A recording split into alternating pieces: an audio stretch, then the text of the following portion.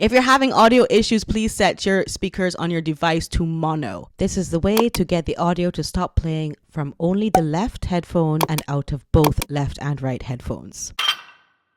Free at last. We are finally free at last. We're free from the suspense of whether or not this coronation will have these two creatures in attendance or if they will be watching from the comfort of their home. Harry will definitely be in attendance at his father's coronation. The palace is saying that they are pleased to announce this thing. I mean, I don't think we should be that surprised. Like, he does have to move his stuff out though. It's the best way to get him to move his stuff out in a timely fashion. And he's staying at Frogmore Cottage too, so he can start a packing. What I didn't like is that one of these articles is saying, and this is Hello Magazine, of course. I think they were the first to really break it for whatever reason. Although Harry's partner and 2 children would have been invited to the historic day.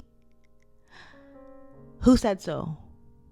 Who told you so? Anyway, their absence sadly means that the royal will be forced to miss Archie's 4th birthday, which also takes place on May 6th. Since Meghan will be remaining in California with their 2 children, it is likely that the prince will celebrate Archie's special day at another time. I want you to get real, please. I said in a video once that I think it would be a perfect opportunity for Meghan to celebrate Archie's birthday in and around the coronation as a special, memory. Not saying that he has to like have somebody jump out of a cake in the middle of the coronation and be like, happy birthday, Archie. I'm not saying that. I'm saying it would just be nice for like everybody to be together for this momentous occasion and also celebrate Archie's birthday in a very small, private little party, like how her christening of Lilibet had to be small and private and everything. Let me tell you what this is really about. Do you remember that picture that came out of Queen Elizabeth's funeral? That picture was on a lot of magazine covers, which was mad disrespectful of the press when it was really about the Queen. I think that it's obvious that if Meghan goes there, it will not only be a distraction, but you might get a fallout where an image of her. So I disagree with you, hello, for assuming that Meghan would have been invited with her 2 rugrats, because actually nobody wants them near any cameras to take away from an actual coronation of a king that happens not very often in one's lifetime. Sorry, in not many people's lifetime does it happen. Okay, I am just so happy this is all done. Like, honestly, I'm so happy this has finally come out. There were so many royal reporters, saying things like, oh, it's meant to be a family affair and it's going to be great. Tessa Dunlop. Everybody should be on the balcony. And actually, somebody else, I don't know if it's her or somebody else. I try not to keep up with the nonsense, but, well, I have to, don't I? Somebody else said that Princess Catherine herself wanted Lilibet on the balcony. Why are people saying this nonsense? What about Tessa? But about Tessa though. About Tessa. She reminds me of one of those aunties in the family that is like, kumbaya, everybody just has to get along, put your differences aside because we're all together and it's family first. This time, like, literally a family member has done something to you that not even your worst enemy has ever done to you, right? But this kumbaya auntie Tessa type is like, everybody's family, and then her husband cheats on her and she has an entire nervous breakdown, goes into an institution and is catatonic. She's so overwhelmed by stress, but everybody else's stress should be put aside and kind of, you're being overreacting, you're being dramatic. That's the auntie. When her husband cheats on her, go check her in the asylum because she can't take stress, but everybody else must deal with it, right?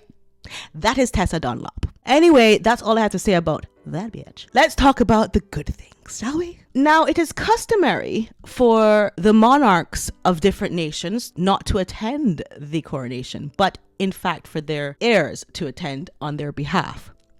So let's see who's coming. It's a very select group of invitees that will be in attendance, and we have heard back from some of them already. Crown Prince Fumihito and Crown Princess Kiko of Japan will fly over to London to the event. Heirs like Fumihito will represent their nations so as to not distract from the main event. It comes after Prince Albert of Monaco previously said that he expects to attend the coronation because you know that prince, right? Do you know him? He has to be all up in the doozy-doo. He has to be driving Formula 1. fun. He has to be popping bottles. You cannot tell him he's not fit enough to go out on the football field himself with his champagne belly, honey. He has to be having black mistresses. He has to be up in the do. He is leaving his children at home, his twins, of course. Not to get off topic, but can I just say that the love child he had with the aforementioned black mistress is gorgeous.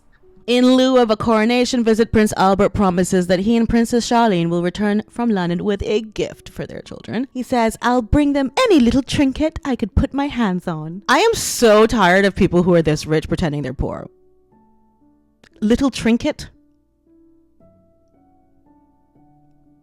Harrods.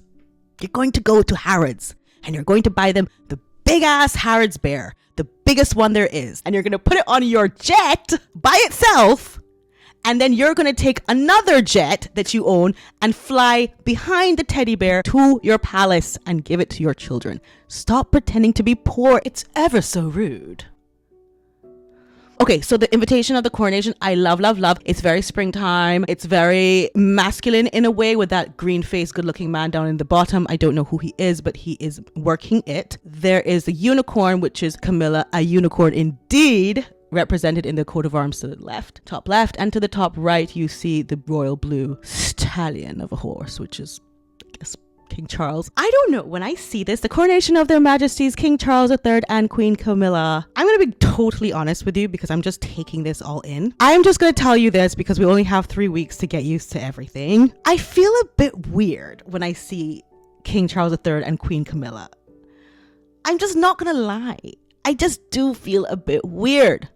I just feel like when you see the name Queen Camilla, and my crown is going to fall off because I should not be saying these things. It's not very dignified of me.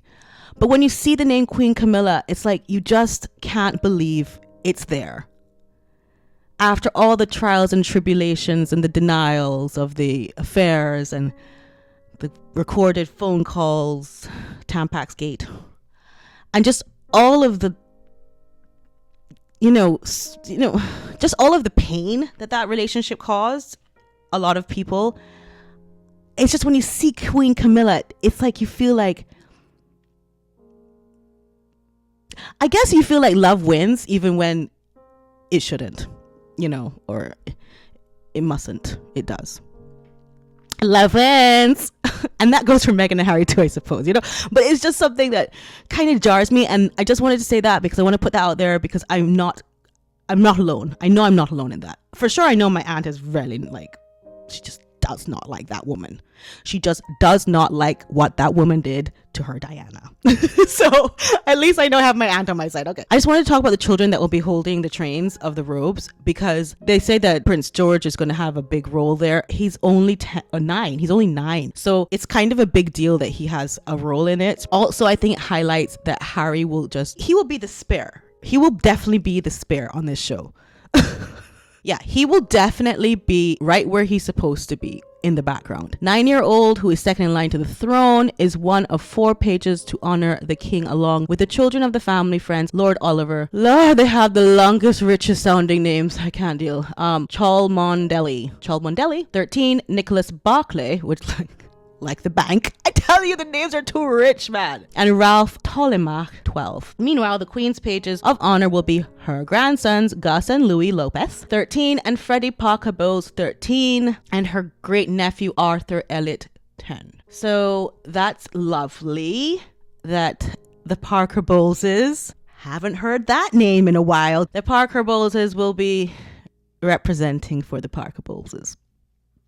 Okay, apparently the fans are a little bit concerned with the shortness of the whole procession. They're afraid that they're not going to be able to see everybody if they shorten the trips. And I'm upset too. I hope they keep the pomp and circumstance. I really wish I could see the most gold chariot and everything. Apparently it's really bumpy, and the Queen had said it was a horrible experience because it's suspended on leather straps, the carriage. The gold state coach, rather. So they don't want to go through the bumpy horribleness. But train for it. You know what I mean? When you go to the Olympics, you have to train at high altitude so that when you get to the Olympics, your lungs are... just train for it. You have a lot of time. You are on horses as well. Don't you all ride horses? The bumpity bump should be something you're totally accustomed to. Let's go. Do it exactly how it should be done. And exactly how should it be done? Let us see right now. Ancient coronation traditions and rituals. The coronation ceremony sees the crowning of a new monarch, and the traditions and rituals have remained the same in the UK for thousands of years. For the last 9 centuries, the coronation of a king or queen has taken place at Westminster Abbey, conducted by the Archbishop of Canterbury. There are 6 basic phases to the coronation. Recognition. The Archbishop of Canterbury will proclaim the monarch the undoubted king or queen, and in the case of the next coronation, ask the congregation and choir to say, "God save King Charles." Coronation oath. The monarch will promise to reign according to law, exercise justice with mercy, and maintain the Church of England. With the sword of state carried before them, they will kiss the Bible and sign the oath. Things which I have before promised, I will perform and keep, so help me God. The anointing. The sovereign is then anointed, blessed, and consecrated by the Archbishop of Canterbury. The king will remove his crimson robe and sit in King Edward's chair. The Archbishop will use an eagle-shaped ampulla to anoint him in the form of a cross. Crowning. After a blessing, the monarch will be dressed in a spectacular gold robe and then be presented with the sword of offering and the armils, before finally receiving the sovereign's orb and having St. Edward's crown placed on their head. The royal there. The Queen's coronation. The Queen consort will then be crowned in a similar but simpler ceremony. For this ceremony, Camilla will be anointed with holy oil just like Charles, and have the Queen's ring placed on her hand and the crown on her head. The homage. This is the final part of the ceremony where the king or queen moves to the throne chair. Senior officials will then swear allegiance to the new crown by placing their hands on the monarch's knees and kissing their right hand. There, the royal there. In 1953, Queen Elizabeth's husband, Prince Philip, was the first to pay homage to his wife. I wonder if Camilla will be doing that. Probably. In a reported shake-up of the schedule for King Charles's coronation, only William will be the one to take part in the tradition. Oh, okay, so that answers my question. After the service, there is then a procession through the streets of London, allowing as many people to see their newly crowned king or queen, in this case, King Charles III. Listen, I've been to one of these Liberation Days or national UK monarchy holiday thingies. I have a video on it actually, the Liberation Day in Jersey, Channel Islands. It's so beautiful. The people are in such great spirits. It's something where I think people remember generations before that came before, because it's such a point in history that you remember where your grandfather would have been at that time or your mother would have been at that time, and it's now come to you and you are here at this time, and it's such an amazing energy from the crowd. And so I think that this is really important to keep those spirits up. So I hope that the people will love the coronation and the procession and everything that goes with it, even if it's changed or tweaked a little bit to modern day times. There's also the issue of security, which I think was not the case in the last coronation, that they have to be careful of because, again, of all the heat. And can you imagine, I'm sorry, I have to take this off. And can you imagine that this is the same person that's going to be in attendance that said he wanted to shoot down his father with a rocket? In his book, he said that, right?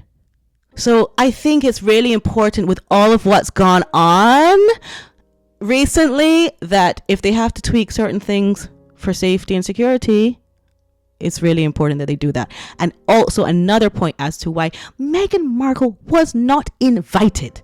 Okay. And I don't even think that Harry got his sit down talk that he wanted. I think that they just told him, here's a talk. Meghan's not invited. Leave her out of this. She's going to cause problems for us. And before I leave, I just wanted to show you these rendered photos. These are AI rendered photos of Meghan and Princess Catherine, as done by apparently the Sussex Squad. I just want to show you that really quickly, just so you understand the amount of craziness that these people create in this world. The AI Photoshop is so good now that it looks actually real. The only thing is that because I've been covering Meghan for such a long time, I can see that there is something lacking in her eyes, that wicked psychotic spark that she has. The AI wasn't able to generate that bit of her eyes. But other than that, it's quite creepy. And yeah, so I just want to say that, let me put this video up really quickly so that we can all celebrate that we don't have to worry anymore and speculate and take away from the coronation. Now let us just look forward to the coronation, keep up with what's going on, who else is coming, and how the whole ceremony is going to play out, and get very excited and ready for that without having to worry about Meghan. Like, I'm so happy. You don't even understand.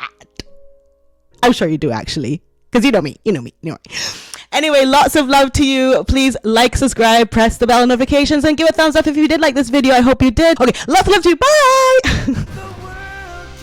Bye.